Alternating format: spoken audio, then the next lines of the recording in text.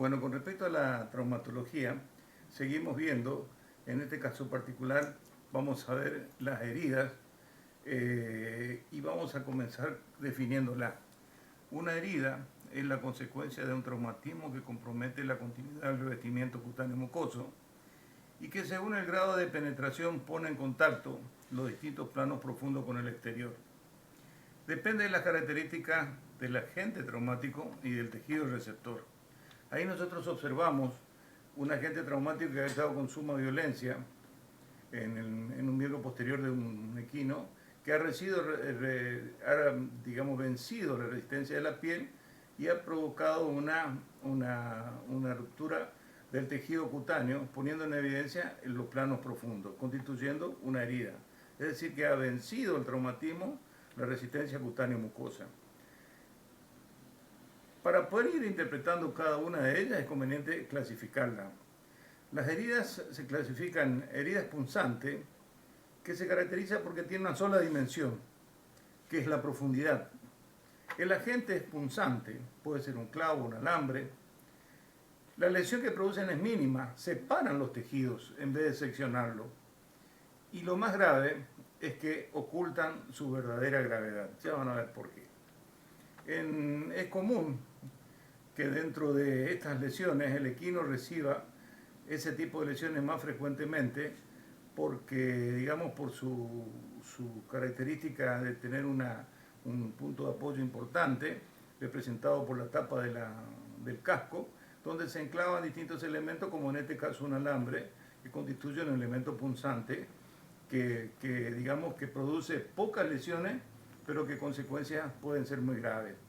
También una lesión típica es la lesión provocada por un puñal que tiene una pequeña superficie de choque, pero tiene gran poder de penetración, justamente porque tiene una pequeña superficie de choque agudo, puede penetrar profundamente y ocasionar lesiones graves, ya que esas lesiones, esa profundidad que puede alcanzar este puñal, puede representar cavidades orgánicas como la cavidad pleural, la cavidad abdominal, con todas las lesiones que pueden ocasionar dentro de las mismas.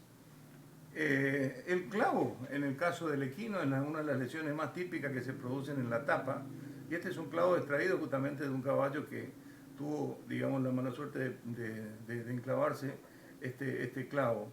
Fíjense las condiciones sépticas o, digamos, de contaminación que puede tener, y por ese motivo nosotros decimos de que ocultan su verdadera gravedad. En este caso, ustedes ven una pequeña lesión punzante en lateral del tercio superior de los metacarpianos derecho de este equino, de este potrito, y que, miren, terminó con una lesión, una vulneroinfección estudiada en enfermedades infecciosas sumamente grave, en la que el equino es también muy susceptible y que es el llamado tétano. Por eso cuando se habla de heridas punzantes, se habla de heridas que realmente esconden su verdadera gravedad, porque si ese caballo no se tomó la medida precautoria de vacunación o atención rápida de la lesión con antibióticos adecuados, van a terminar en estas lesiones que son de tipo irreversible, lo que demuestra la gravedad que encierran este tipo de lesiones provocados por agentes punzantes. Las heridas incisas, la segunda clasificación importante, se caracteriza porque tienen dos dimensiones, un largo y una profundidad. Esa profundidad por lo general es escasa. ¿Qué particularidades tiene? El agente que la provocó tiene un filo que produjo el corte de los tejidos debido a ese filo, y las lesiones se circunscriben ya sea en el lugar o a la distancia. En el lugar, cuando se producen lesiones que únicamente alcanzan al tejido conectivo subcutáneo, y a distancia cuando pueden afectar, por ejemplo, con secciones tendinosas, vasculares, nerviosas, que van a tener una consecuencia en el resto del organismo.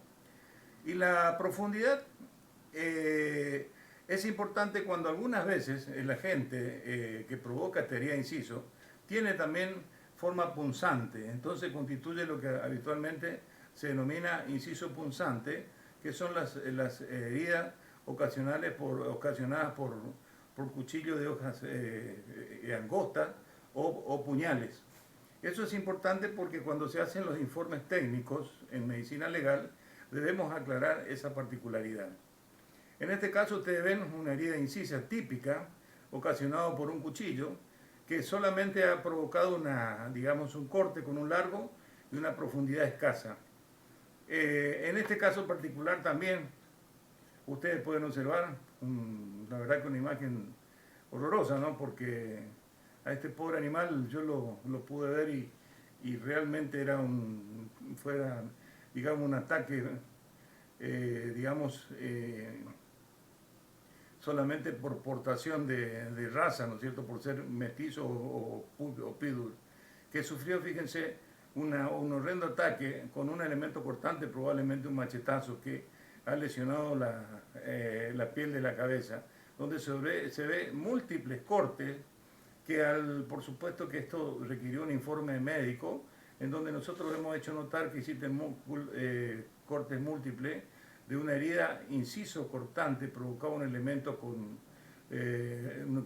cortante, podría ser un machete, ¿no es cierto?, para tener una idea.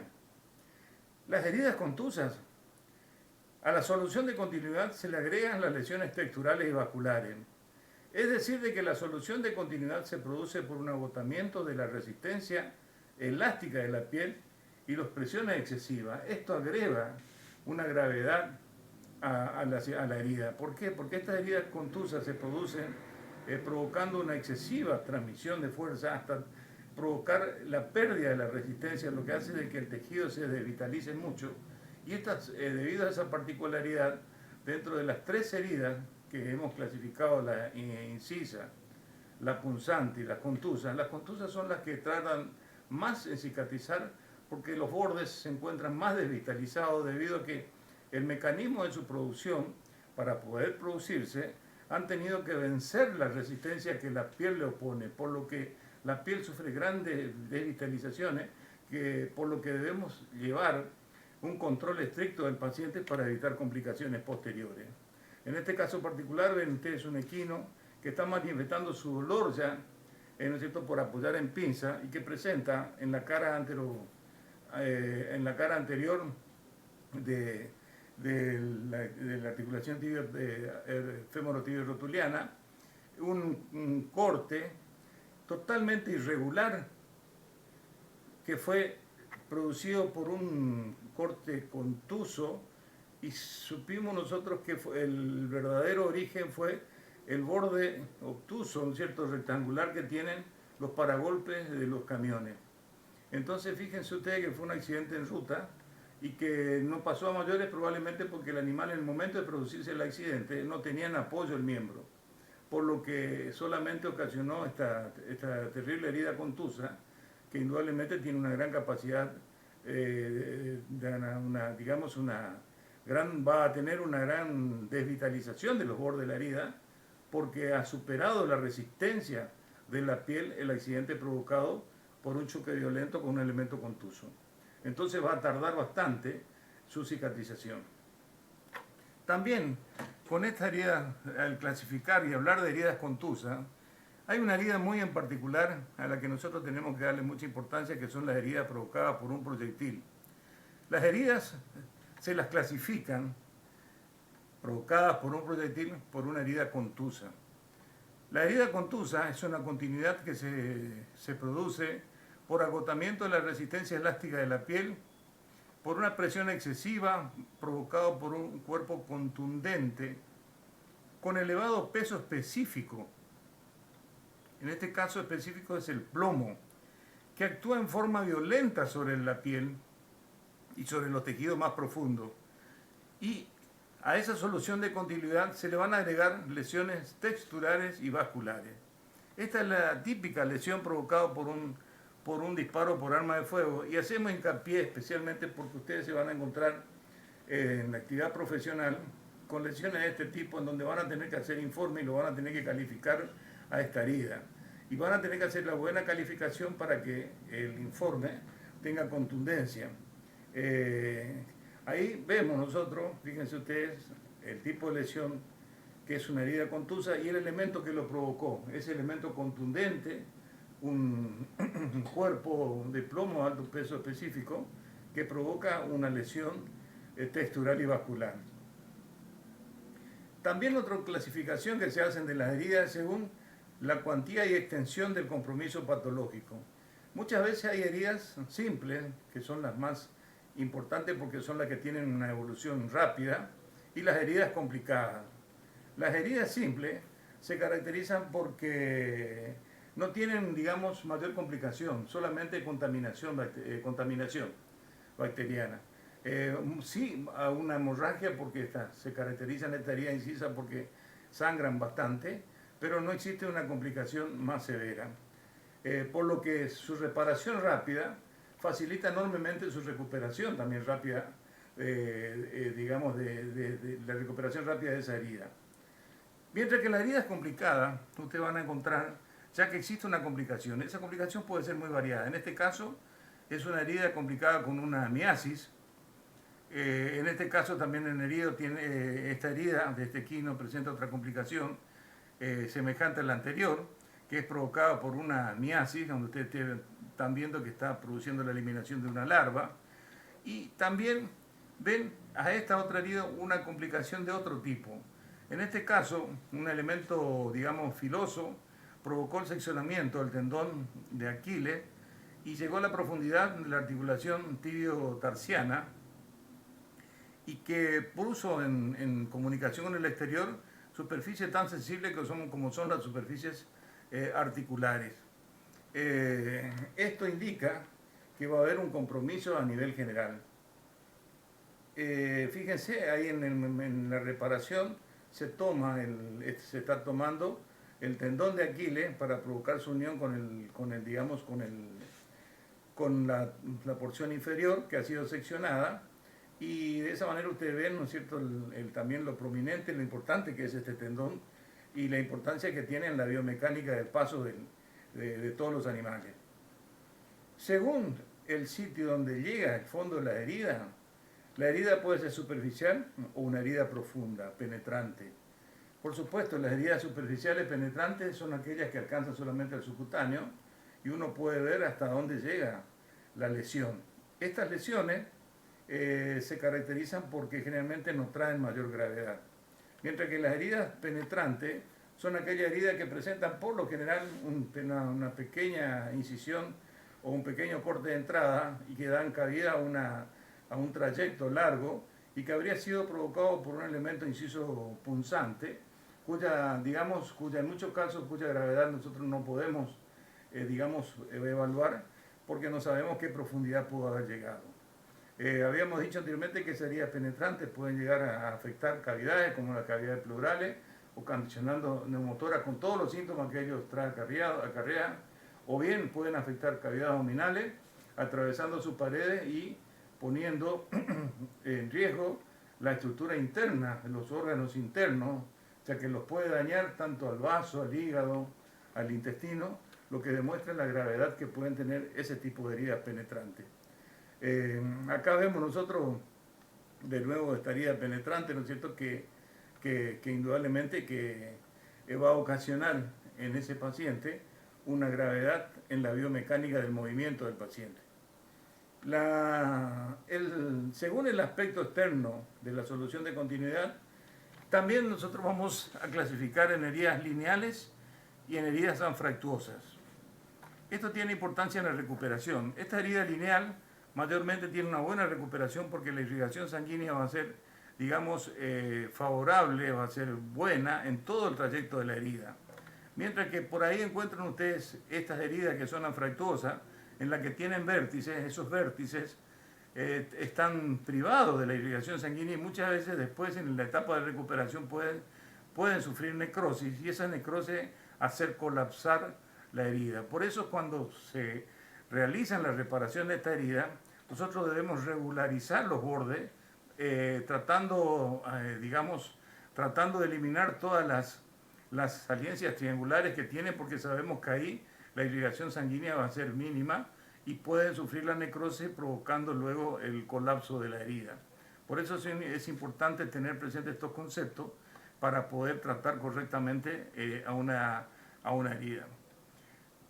La correcta clasificación y calificación de la herida es fundamental para orientar el tratamiento adecuado. Eso ténganlo muy presente. Primero tenemos que clasificar la herida, vemos sus compromisos, vemos sus características, etcétera, etcétera, y luego hacemos el tratamiento adecuado. Los signos característicos de las heridas son, en primer lugar, la solución de continuidad, que ustedes las podrán ver, ¿no es cierto?, donde existen dos bordes. El dolor, que el paciente lo manifiesta de distinta manera, dependiendo muchas veces de la especie, donde la vocalización en el caso del perro es uno de ellos, la claudicación en el caso del equino es otro, la retracción digamos, a la palpación también es otra manifestación, y son, por desgracia, estos datos muchas veces son, digamos, datos subjetivos que son muy difíciles de poder evaluarlo, pero que el profesional debe estar atento para que el paciente no sufra y no tenga reacciones violentas al tratar de tocar la zona que pueden provocar una lesión grave en el profesional que está interviniendo. Hemorragia. Las hemorragias van a ser también un factor importante que va a depender del tipo de lesión. En las contusas, en las punzantes, la irrigación es mínima. Acuérdense que el elemento labra, el espacio no corta, sino labra, entra separando tejido. En las heridas incisas, el corte es neto y no se produce la estimulación del primer paso de la coagulación que nace en el seccionamiento del vaso. Como es tan instantánea la lesión, no logra activarse, digamos, la primera etapa de la coagulación que nace en el vaso seccionado. Por lo tanto, de todas las heridas incisas son las más sangrantes, y las contusas también sangran, pero con un grado menor, debido a que ese golpe contuso estimula a los vasos seccionados a que desarrollen el primer paso de la coagulación, que es la contracción de los vasos sanguíneos en la zona. Por lo tanto, el sangrado es menor. Y cuando hay la alteración funcional, se refiere cuando esas heridas seccionan órganos importantes, como habíamos visto anteriormente nosotros, el tendón de Aquiles, lo que va a provocar una disfunción en el miembro posterior del paciente, invalidando al mismo. Por lo tanto, esa lesión va a ocasionar una alteración funcional, mientras que otras lesiones, por ejemplo, incisas provocadas en lateral del tórax o del abdomen, generalmente, si son pequeñas, no van a provocar ninguna alteración funcional. Entonces, eso dependerá de la característica de la herida provocada y su ubicación fundamentalmente. El diagnóstico de las heridas se hace por los síntomas. ¿No es cierto? Que no requiere mayores habilidades.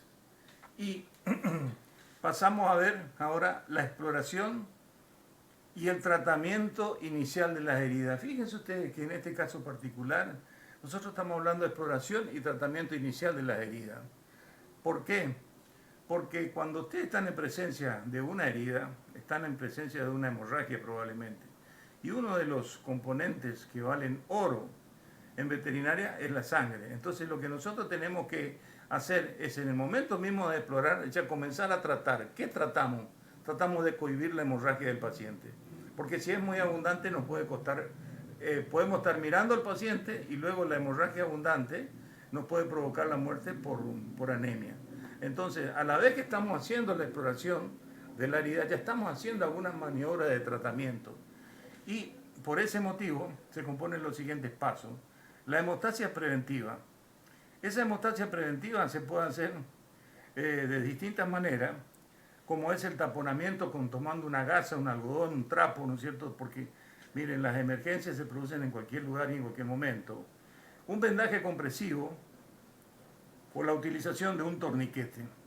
Cuando hablamos de torniquete, miren, hay que saber, y esos torniquetes generalmente se utilizan a nivel de miembro, y la experiencia personal me ha permitido a mí que me ocurran algunas cosas particulares.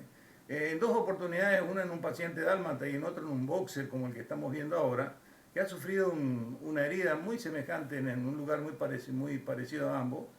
Yo trataba de cohibir que era una hemorragia muy abundante utilizando un torniquete y lo hacía por encima de la herida. Y el torniquete no me funcionaba. Hasta que por último, luego de tanto guerrear, coloco el torniquete por debajo de la lesión. Y ahí se produce la cohibición de la hemorragia.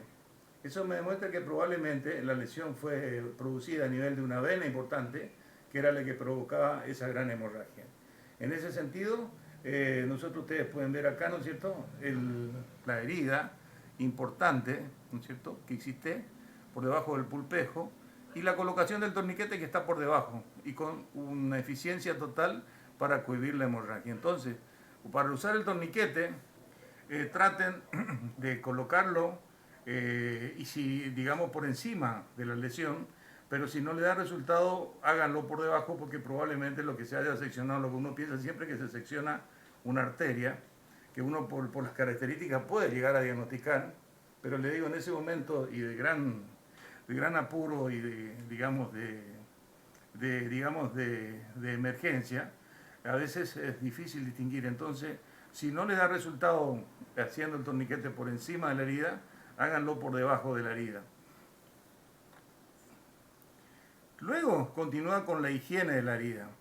La higiene de la herida, acuérdense ustedes que las tres tipos de heridas son la herida punzante, incisas y contusas, que deben ser higienizadas generalmente en algunos casos directamente con agua y jabón blanco, digamos con abundante agua y jabón blanco, que es, es la forma más común y más frecuente y rápida de proceder a hacer muchas veces una higiene. Y lo importante es que la correcta higiene de una herida reciente puede liberarla de hasta el 90% de su contaminación. Esto es muy importante a tener presente. Cuando más rápido intervenimos una herida, lo que primero tenemos que hacerla es lavarla, hacer la higiene de la herida para eliminar y dejarla en el estado de contaminación y tratar de evitar que pase al estado de infección. Por ese motivo, cuando está en presencia de una herida, lo que hay que hacer es hacer una buena higiene, ¿no es cierto?, de esa herida. Esa higiene muchas veces se puede, cuando son heridas ya que han pasado bastante tiempo, forma una pequeña costra y para ello muchas veces tenemos que hacer un lavado con un pequeño,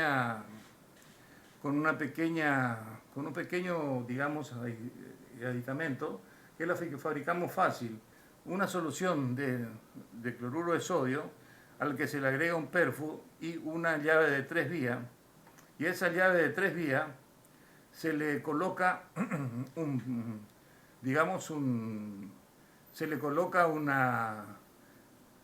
perfum, una aguja, se conecta una aguja y a través de una jeringa que se aspira en la llave de 3 vías se procede a descargar un chorro a presión, lo que va a ir desprendiendo de a poco y sin violencia, todas las costras y demás elementos contaminantes de una herida. Esto da resultado y facilita sin ser un elemento traumático que pueda ocasionar un agravamiento de la lesión. Una vez que hemos higienizado la herida, se hace la exploración de la herida propiamente dicha. Tenemos que evaluar la cuantía del daño tisular, debemos tratar de identificar la fuente de la hemorragia y decidir qué pasos vamos a seguir. Con respecto al tratamiento eso continúa ya con el tratamiento de la herida. Y miren, en veterinaria existe una regla que es la regla de oro en el tratamiento de las heridas, por el cual toda herida hasta las 12 y 16 horas de producida se consideran contaminadas, mientras que transcurrido dicho tiempo está infectada. ¿Qué significa esto? Este es un importante concepto que si lo entendemos bien nos va a permitir lograr excelentes resultados. Nosotros cuando más rápido atendamos una herida, antes de las 12 y 16 horas, lo vamos a tener una herida contaminada nada más. Pero pasado dicho tiempo, esa herida se transforma en una herida infectada. ¿Y qué diferencia hay entre una herida contaminada y una herida infectada? Que la herida contaminada tiene bacterias, mientras que en la infectada, además de tener bacterias, ya se produjeron la reproducción de las bacterias con todos los metabolitos propios de la reproducción de las bacterias, que son elementos altamente, digamos, nocivos para la herida. Y no es lo mismo, una vez que se produjo la infección de una herida, lo que está contraindicado es, muchas veces, por el tipo de herida, en algunos casos, es la sutura de la herida.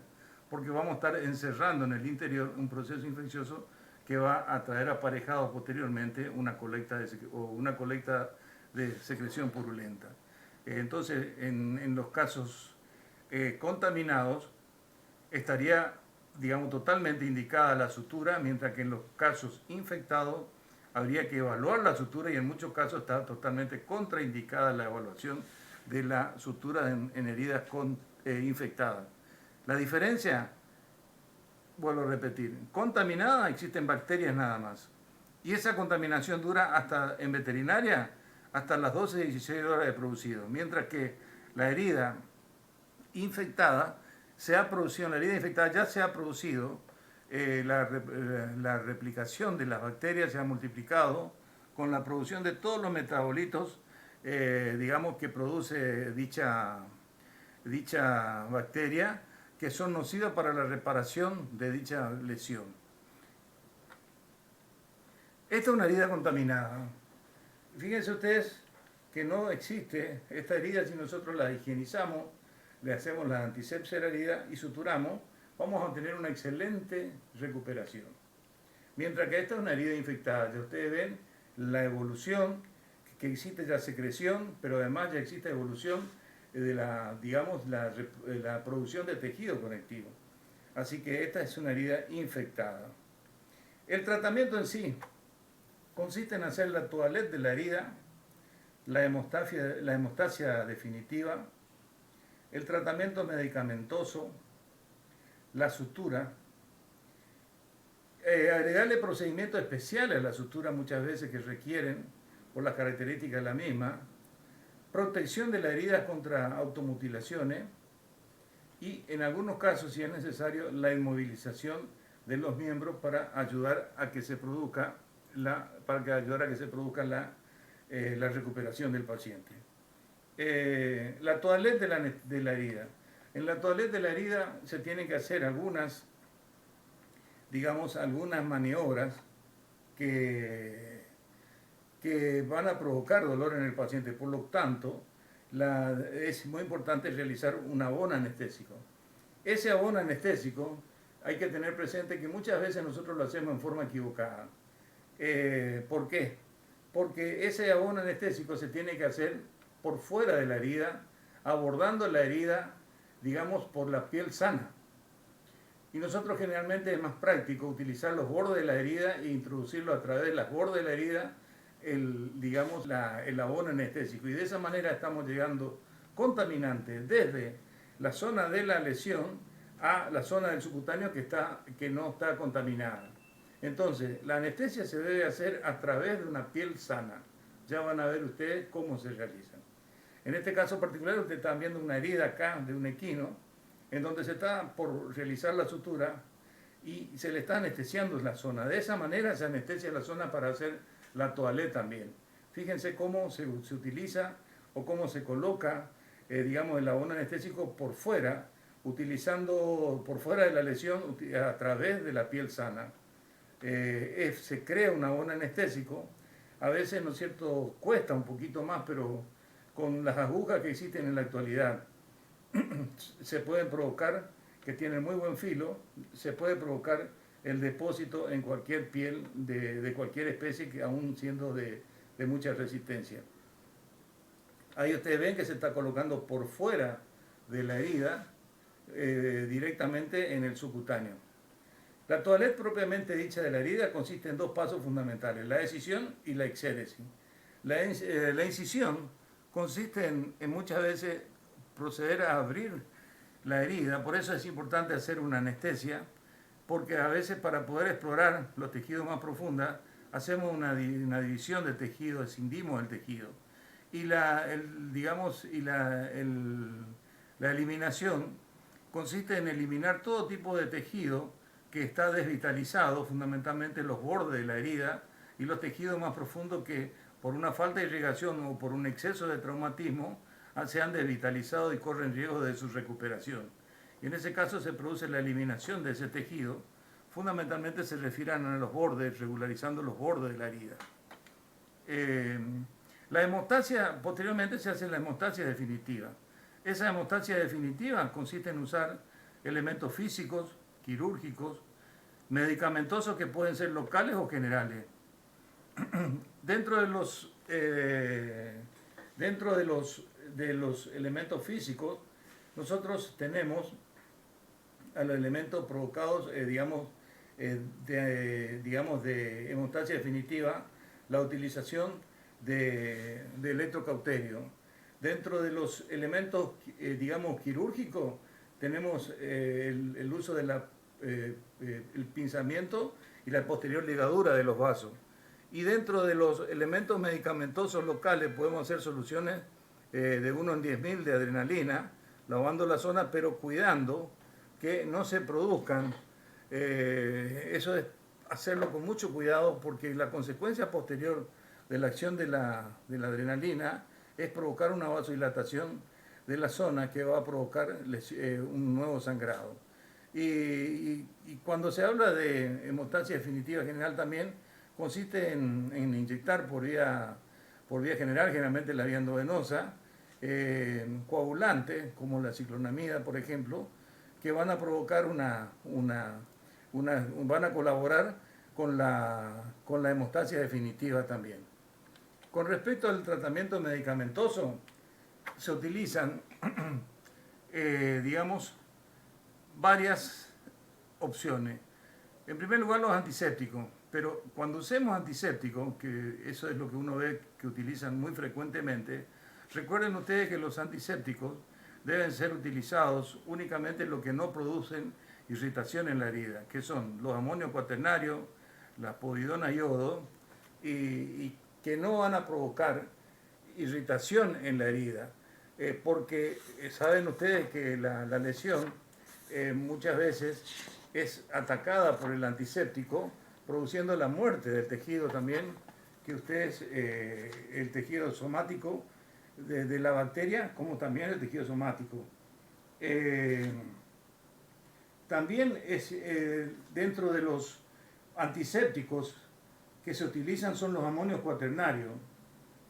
Se utilizan con mucha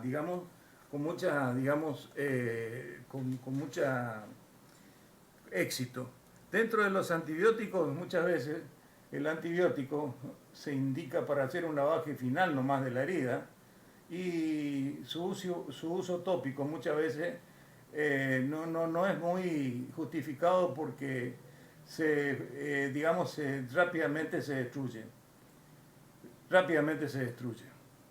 También otros elementos que se utilizan son las enzimas proteolíticas, dentro de esas las enzimas colagenasas, que son utilizadas en la etapa inicial, del tratamiento de las heridas. Recordarán ustedes que lo que produce es la digestión de los tejidos, y si nosotros damos en forma indefinida, estamos digiriendo también los tejidos que se están neoformando. Entonces, en la etapa inicial biológica de la reparación de la herida, para eliminar los tejidos que son, desvitalizados, está indicada la utilización de la enzima proteolítica, fundamentalmente la colagenasa. También se habló de la insulina, pero no existe mucha bibliografía aún sobre su éxito en acelerar o mejorar la cicatrización o la reparación de las heridas. Ahora, miren, dentro de las medicaciones que uno más utiliza, fundamentalmente en las lesiones, severas, en perros y fundamentalmente en el gato, está el azúcar. El azúcar ha sido una investigación, de su acción, su acción cicatrizante, ha comenzado en el año 1887, y se volvieron a abrir otra vez esa investigación en 1976, donde se pudo comprobar el gran éxito que tiene el azúcar en los procesos de cicatrización. Fundamentalmente, mire, en lesiones de equino en los miembros, desde el tarso y el carpo para abajo, que tiene que ir, digamos, acompañado con otras medidas, digamos, de tratamiento. Pero el efecto es muy, digamos, muy bueno. Y le vuelvo a repetir, no es un hecho de curanderismo. La sacroterapia está documentado científicamente su acción y su efecto. Y lo más importante es que no tiene contraindicación y es barato.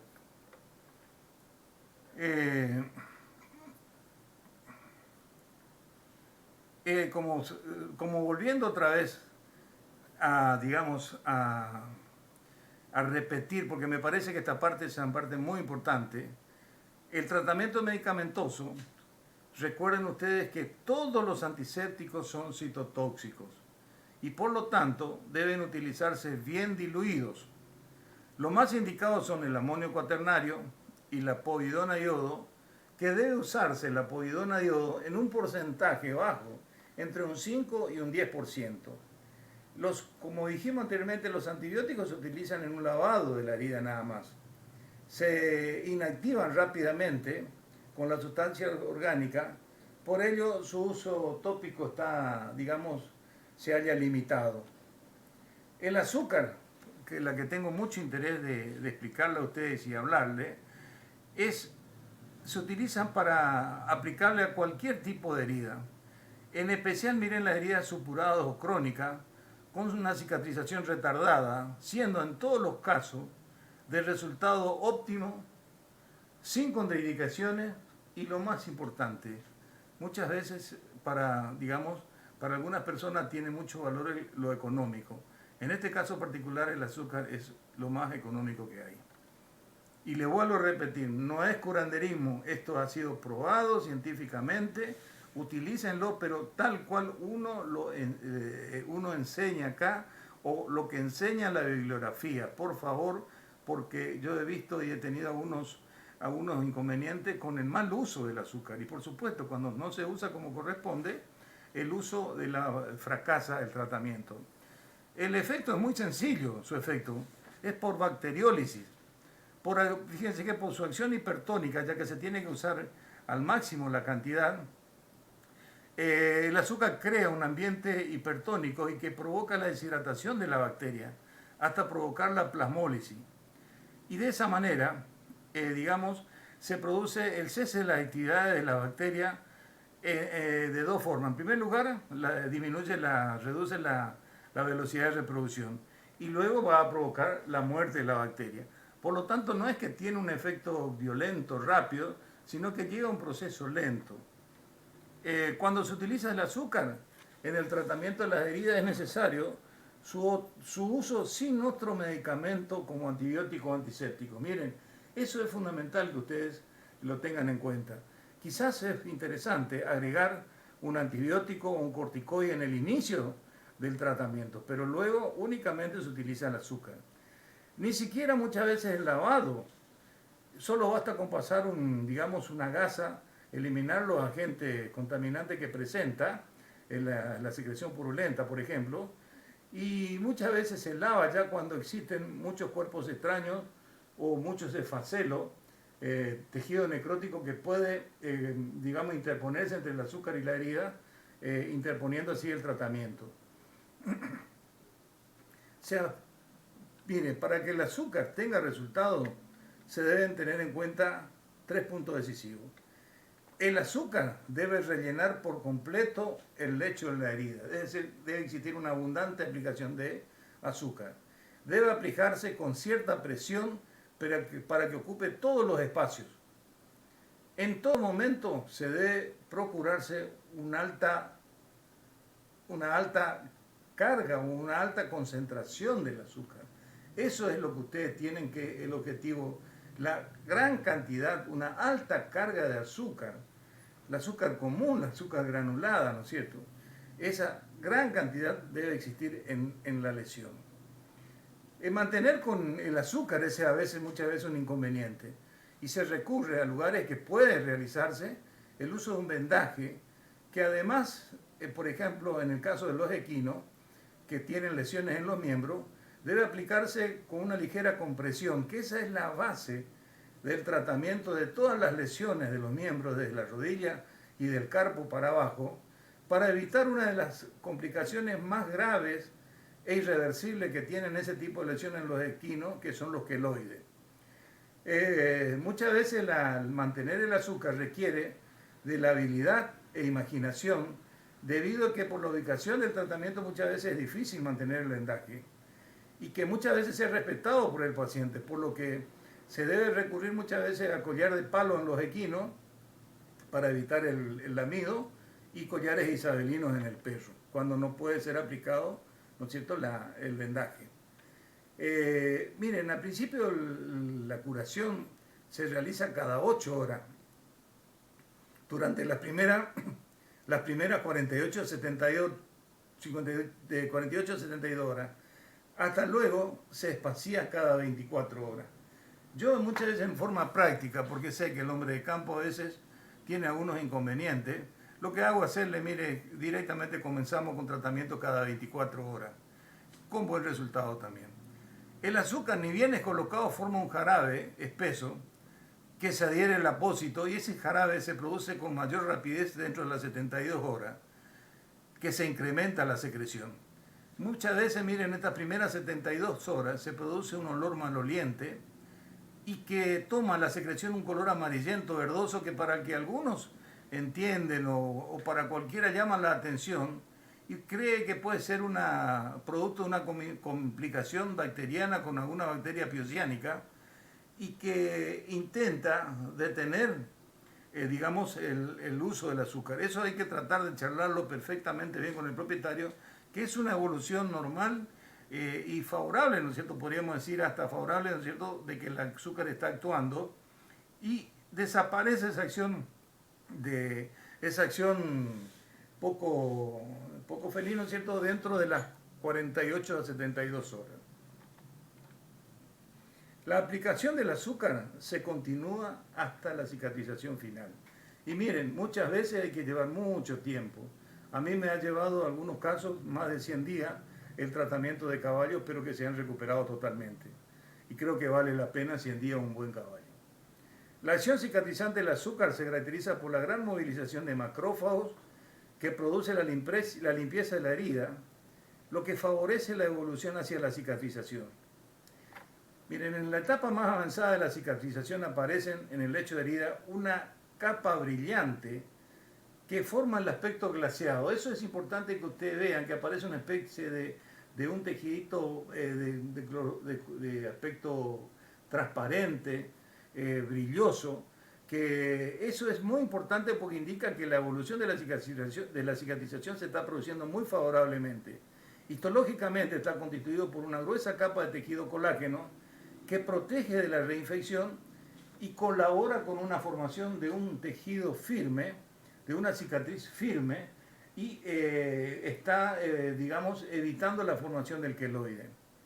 Siempre se debe realizar la profilaxis en el caso del tétano, en la profilaxis del tétano en el caso del equino, y un antibiótico al inicio del tratamiento para tratar de evitar todo lo que sea contaminaciones bacterianas posteriores. Una vez que se ha realizado la toilette de la herida, digamos, el examen de la herida, y todo el tratamiento posterior, debemos suturar la herida. La sutura se debe realizar, fíjense ustedes, esta herida es una herida anfractuosa, altamente contaminada, y que luego de hacer una buena higiene se debe realizar su sutura. Esa sutura se debe, en algunos casos particulares, se debe tratar de hacer recomponiendo, poniendo puntos directrices en una herida complicada como en este caso, para evitar, ¿no es cierto?, de que la sutura nos quede despareja o que tengamos problemas en la sutura del paciente. Por eso se presenta la piel y se van realizando puntos de suturas directrices para ir agregando posteriormente las demás suturas. En este caso se usaron puntos separados. También muchas veces cuando hay heridas profundas se agregan puntos de sutura que, como ven en este caso, elimina el espacio muerto que está ubicado por debajo de la piel y se hacen suturas como en este caso subcutáneas, pero se le agregan sutura en greca o sutura en X, que son de suturas descompresivas y que tienen muy buen efecto en pacientes que tienen una herida importante a la que hay que suturar. En algunos aspectos también se puede aconsejar el uso de cotonetes, ¿no es cierto?, o capitones para la sutura de las heridas. Los famosos capitones que se pueden hacer de plástico o de gasa dan muy buen resultado y permite muchas veces, en algunos casos, como el que ustedes ven, extraer los puntos a los 11 días con un buen resultado de la cicatrización. En lo personal, me gusta mucho la utilización de una sutura subcutánea a la que le agrego una sutura en greca o en X, que es descompresiva y se utiliza en grandes heridas que tienen cierta tensión. Al ser descompresiva, produce una descompresión de la misma y facilita la cicatrización. También no olviden de que estas heridas traumáticas van a dejar como consecuencia la producción de una secreción, como cualquier herida quirúrgica, por lo que es conveniente agregar un drenaje muchas veces en la parte de declive para facilitar el drenaje del contenido, que pueda existir por debajo de la piel suturada. En el caso, vamos a ver ahora, en el caso de un equino, una herida incisa, en donde vamos a ver los síntomas, el diagnóstico, el tratamiento y la evolución fundamentalmente. Normalmente, cuando existen un grupo de equinos, siempre aparecen algunas heridas. Esas heridas a veces son heridas que no encontramos el porqué y que pueden llegar a ser de mucha gravedad. Hay animales que están tratados correctamente en boxes, ¿no es cierto?, que sufren una alimentación diaria y que aún así aparecen lesiones que son bastante graves. En este caso particular vamos a ver en este equino los síntomas y el diagnóstico de una herida para tener, como ejemplo cómo tratar una herida.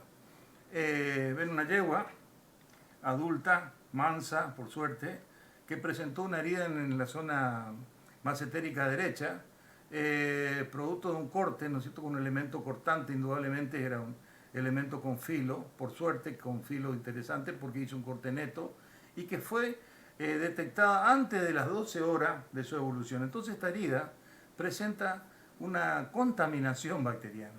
Entonces eso es lo que hace de que facilite enormemente su tratamiento. Y el tratamiento fue muy sencillo. Se hace la antisepsia con solución de povidona a yodo al 5%, se limpia la zona correctamente bien, se hace el abono anestésico como ya hemos dicho anteriormente.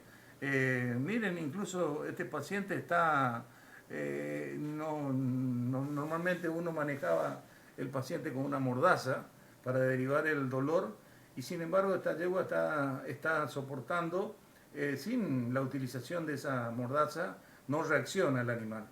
Entonces se hace el depósito, ven ustedes, del abono anestésico y ese abono anestésico permite anestesiar los bordes de la herida.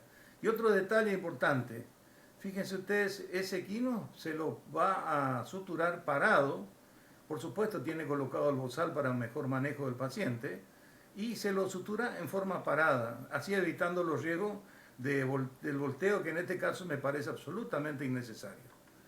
Una vez que se ha realizado el depósito de los anestésicos por fuera de la herida, no se utiliza o no se introduce la aguja a través de la herida, sino que se hace a través de una piel sana para evitar la introducción de contaminante.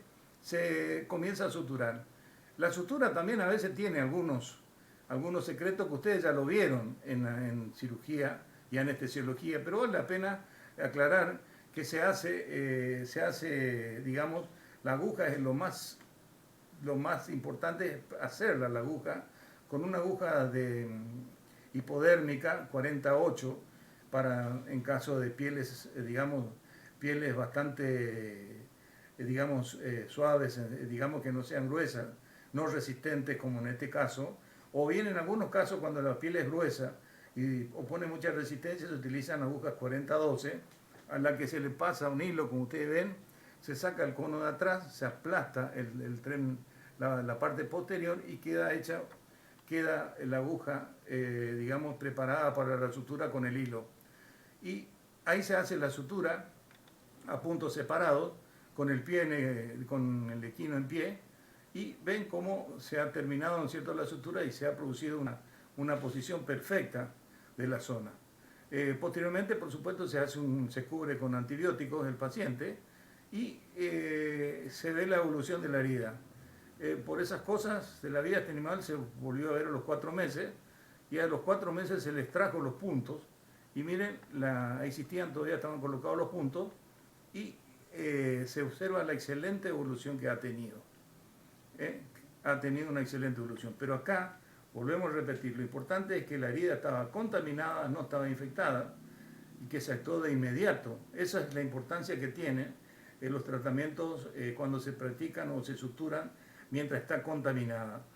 No así cuando está infectada. Entonces, por eso es conveniente a veces tomarse un tiempito más del día y si se enteran de que un caballo sufrió o un perro sufrió una herida, alargar un poco más la jornada y suturar la herida para que tengamos un buen resultado, que eso es lo que nosotros siempre debemos perseguir en nuestra profesión, obtener buenos resultados. En algunos casos especiales, para la sutura debemos usar suturas, procedimientos especiales. Fíjense que puede haber alguna lesión con pérdida de sustancia que toma una forma ligeramente circular. Esa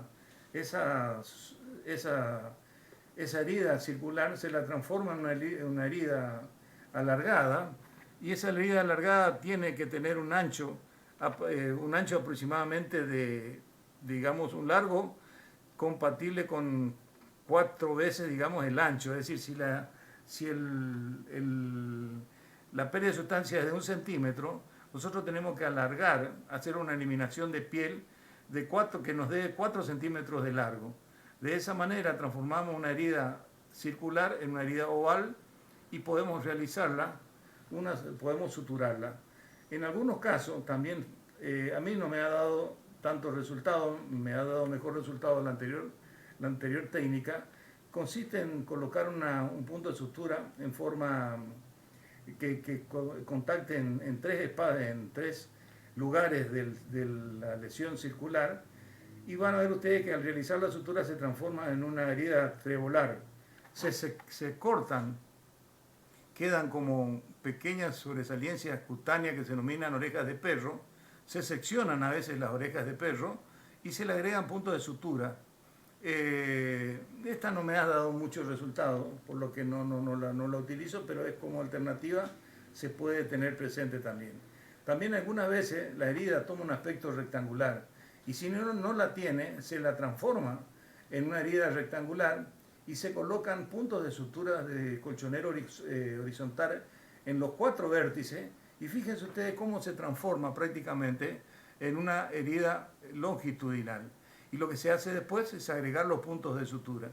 Estas son algunas formas de realizar, de solucionar algunos problemas con respecto al aspecto de la herida, que muchas veces se complica por su forma.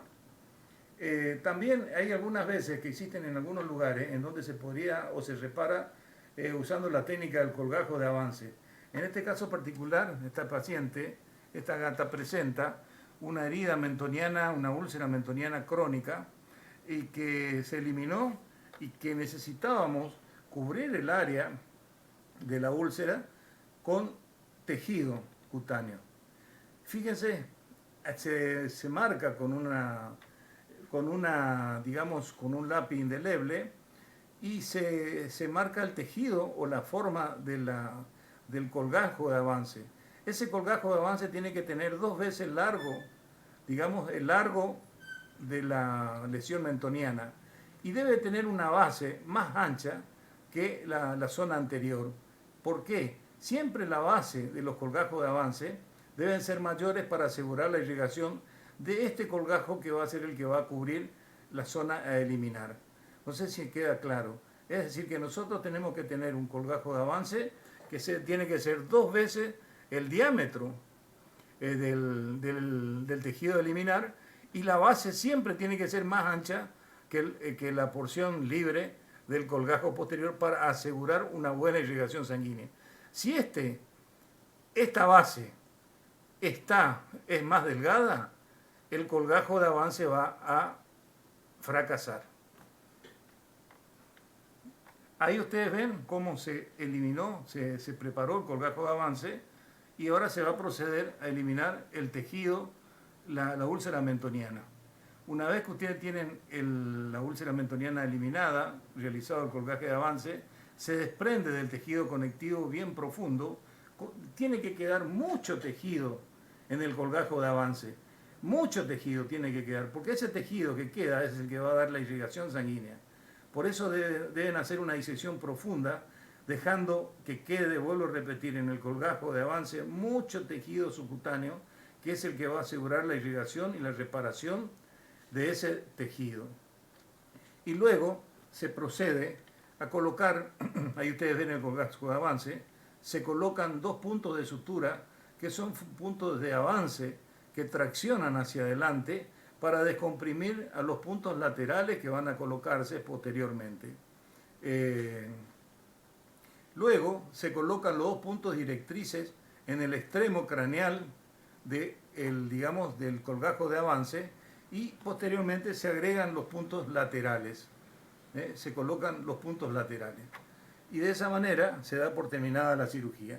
Ahora, no se olviden de que ahí existía una úlcera crónica, y que esa úlcera crónica puede tener o puede ser consecuencia de varios factores. Por eso no se desecha, se manda a histopatología para ver qué característica tiene esa úlcera. Se ha visto la evolución del paciente a los 5 meses y miren la recuperación que ha tenido, excelente.